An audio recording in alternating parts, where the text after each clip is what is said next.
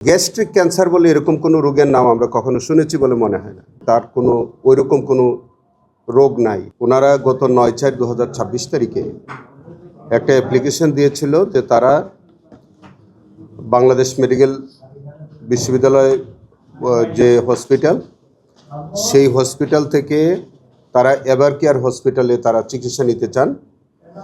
তো সেইটি ওই অ্যাপ্লিকেশনটা যেদিন শুনানি হয় বা ওই বিষয়ে যেদিন আদেশ হয় আমি উপস্থিত ছিলাম না, কিন্তু পরবর্তীকালে এটা আমার নোটিশে আসলো। সেখানে দেখা গেল যে তাকে পিজি হাসপাতালের পরিবর্তে এভার কেয়ার হসপিটালে তার চিকিৎসা দেওয়ার জন্যে আমাদের ট্রাইব্যুনাল থেকে একটা আদেশ হয়েছে। তো আমি তাৎক্ষণিকভাবে সেটা দেখে আমার কাছে মনে হলো যে এভার কেয়ার হসপিটালে আমাদের কোনো প্রিজন সেল নাই। এবং আপনারা এটাও জানেন যে আমাদের সারা দেশে এখন একটা সিকিউরিটি কনসার্ন চলছে, এবং সেখানে এভার কেয়ার হসপিটালে চিকিৎসা নিতে গেলে এটা একটা স্পেশাল অর্ডার লাগে, বা সেখানে ধরেন এই খরচকে বহন করবে এরকম কিছু থাকে, কিন্তু সেই আদেশের মধ্যে এরকম কোনো কিছুই ছিল না। নন ইনভার্টার এসির দামে ঘরে আনুন বিদ্যুৎ সাশ্রয়ী ইনভার্টার এসি। এখন 1.5 ton my one inverter AC মাত্র 48,900 টাকা পাওয়া যাচ্ছে মিনিস্টার শোরুমে। আরও আমরা দেখলাম যে সেখানে তারা যে অ্যাপ্লিকেশনটা ফাইল করেছিল যে পিজি হাসপাতালের পরিবর্তে এভার কেয়ার হসপিটালে চিকিৎসার জন্যে, তারা সেখানে কিছু কাগজপত্র তারা সাবমিট করেছে, যে কাগজপত্রগুলো আমাদের কাছে একটু সন্দেহজনক মনে হয়েছে। বিশেষ করে তারা 15/2/2026 তারিখের একটা মেডিকেল পেপার, সোকল্ড একটা মেডিকেল পেপার, একটা কেস সামারি বলে এরকম একটা তারা রিপোর্ট, এটা দেখে আমার একটা সন্দেহ হলো যে এই কেস সামারিটা 15/2/26 তারিখে কী করে ট্রাইব্যুনালে আসলো বা কী করে আসামিদের হাতে আসবে। কারণ উনি গত 18/11/2024 সাল থেকে হাজতে আছে। তাহলে 15/2/26 সালে উনি কি করে ডাক্তারের কাছে গেলেন? ট্রাইব্যুনালের কোনো আদেশ নেই এই বিষয়ে, ট্রাইব্যুনালের কোনো অনুমতি নাই। আমি আরও একটা জিনিস দেখলাম যে 12/2/26 তারিখে আরেকটা মেডিকেল পেপার, সেটা হচ্ছে সিঙ্গাপুর থেকে আনা, সেটাও ওই তাদের দরখাস্তের সাথে তিনি জমা দিয়েছেন। তো সেটাও আমার কাছে মনে হলো যে 12/2/26 তারিখে তো তিনি জেল হাজতে, তাহলে সেই কাগজটা কি করে আসলো এখানে? তাকে না দেখে কিংবা তিনি ডাক্তারের কাছে না গিয়ে কি করে এই চিকিৎসাপত্র তিনি আদালতে আনলেন? এই দুইটি কাগজ আমার কাছে মনে হয়েছে যে এটা সামহাও তারা প্রকিউর করেছে, অথবা এই কাগজগুলোর যথার্থতা নাই।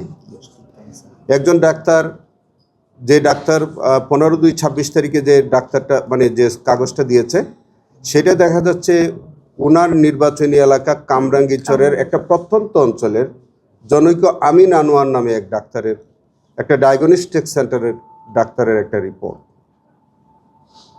তো আপনি যখন এইখানের মধ্যে আবার শব্দটা লেখা আছে গ্যাস্ট্রিক ক্যান্সার, তো গ্যাস্ট্রিক ক্যান্সার বলে এরকম কোনো রোগের নাম আমরা কখনো শুনেছি বলে মনে হয় না।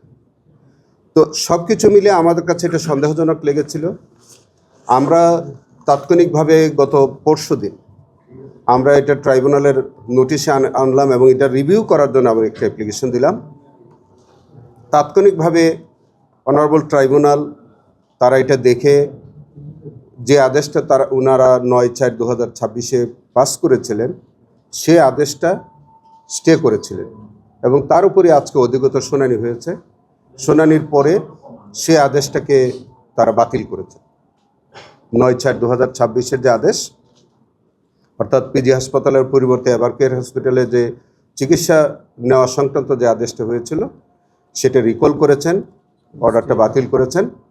পাশাপাশি 15 দিনের মধ্যে জনাব কামরুল ইসলাম সাহেবের আইনজীবীদের কাছে তারা একটা শোকজ করেছেন বা কৈফিয়ত তলব করেছেন, যে কাগজগুলো 15/2 এবং 12/2/26 তারিখে যে কাগজগুলো তারা সাবমিট করেছে, এই কাগজগুলো কি করে হইল এটার একটা ব্যাখ্যা দেওয়ার জন্য 15 দিনের মধ্যে তাদের কাছে একটা শোকজ দিয়েছেন।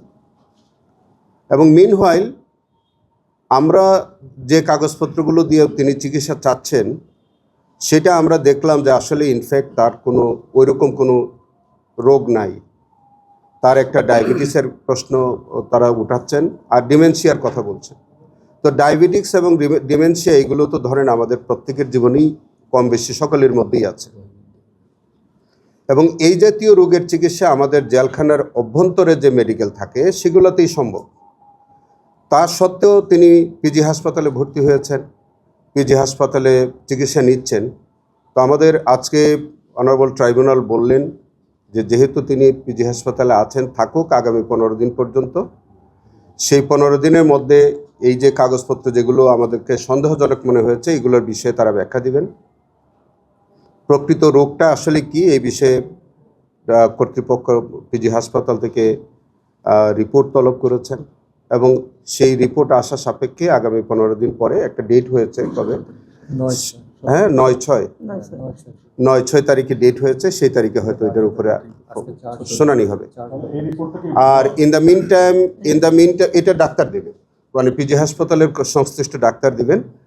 আর ইন দ্য মিন টাইম আজকে তিনি মানে অ্যাডভোকেট কামরুল ইসলাম এবং রাশেদ খান মেনন দুইজনের বিরুদ্ধে তিনটা চার্জ গঠন করা হয়েছে। এর মধ্যে অন্যতম চার্জ হলো যে তিনি শেখ হাসিনার সভাপতিত্বে 14 দলীয় নেতৃবৃন্দ হিসেবে তিনি এবং রাশেদ খান মেনন সহ আওয়ামী লীগের নেতৃবৃন্দ তারা একটা মিটিং করেছিলেন। সেই মিটিংয়ের মধ্যে বৈষম্যবিরোধী ছাত্রদের আন্দোলন দমন করবার জন্যে তারা নির্দেশনা দেন, কারফিউ জারি করার মতো সিদ্ধান্ত নিয়েছিলেন, এবং সেই সিদ্ধান্তের পরিপ্রেক্ষিতেই সারা দেশে বহু হতাহতের ঘটনা ঘটেছিল, অনেক মানবতা বিরোধী অপরাধ সংঘটিত হয়েছিল। এইগুলো উপরে চার্জ গঠন করা হয়েছে।